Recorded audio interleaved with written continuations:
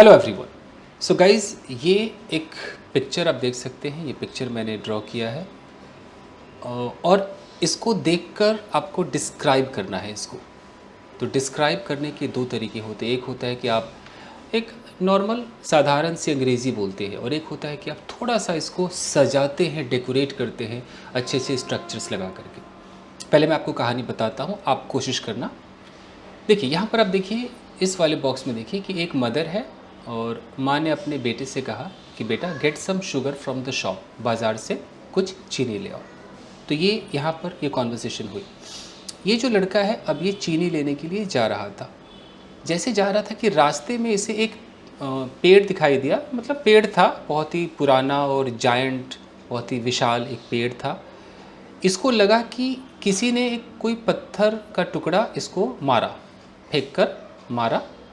इसको ऐसा लगा और ये काफ़ी डर गया, घबरा गया और ये यहाँ बगल में एक पॉन्ड था, उस पॉन्ड में गिर गया। ये तालाब था, तालाब में गिर गया। बचाओ बचाओ करने लगा।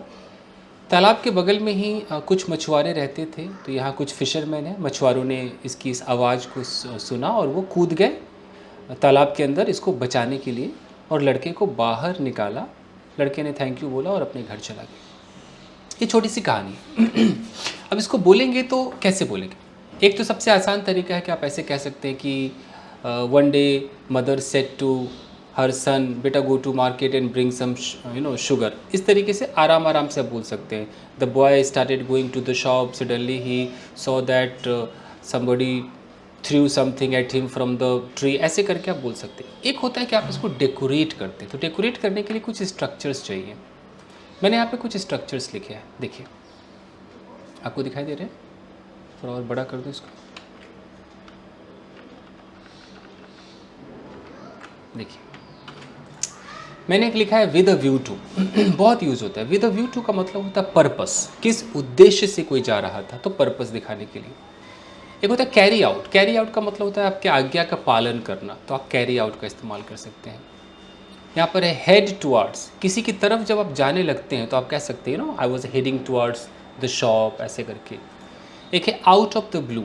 आउट ऑफ द ब्लू का मतलब है अचानक, अचानक कहीं से, सोचा भी नहीं था अचानक कुछ हो जाए। Scare the shit out of.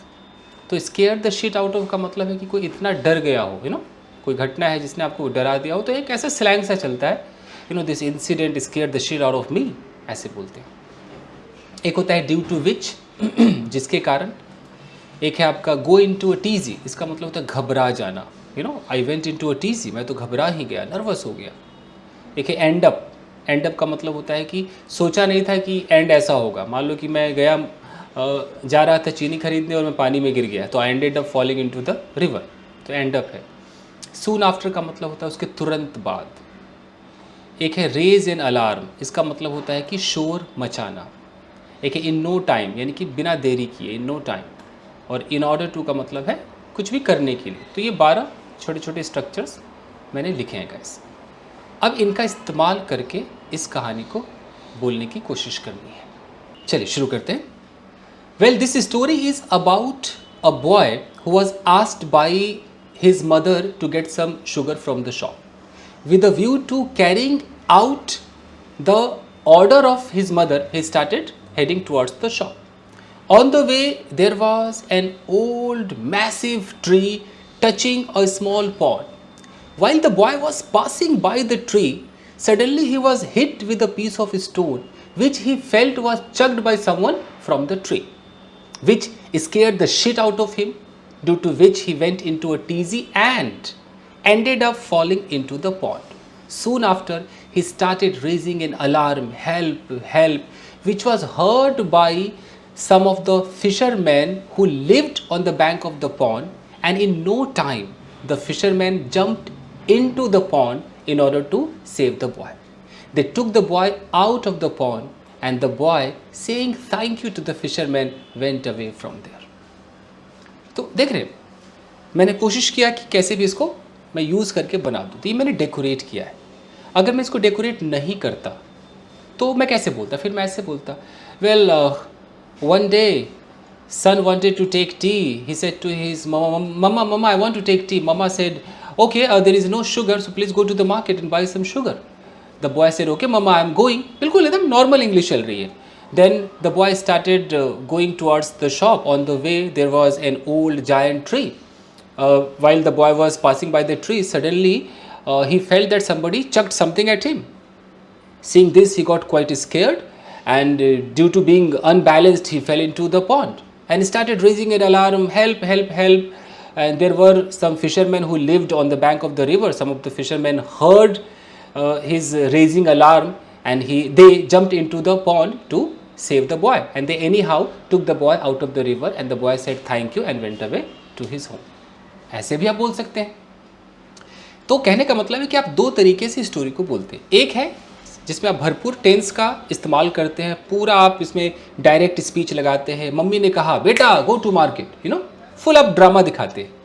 एक होता है थोड़ा सा स्टैंडर्ड, छोटा बट बेहतरीन, तो अगर आप चाहते हैं कि आप उस बेहतरीन को सीखें तो फिर आपको छोटे छोटे स्ट्रक्चर्स लगा के ना ऐसे कंबाइन, ऐसे फंसाने पड़ते सेंटेंसेस को. न्यूज़पेपर के आर्टिकल्स नहीं होते, पता ही नहीं चलता फुल स्टॉप कहाँ है, वो स्टाइल अपनाना पड़ता है.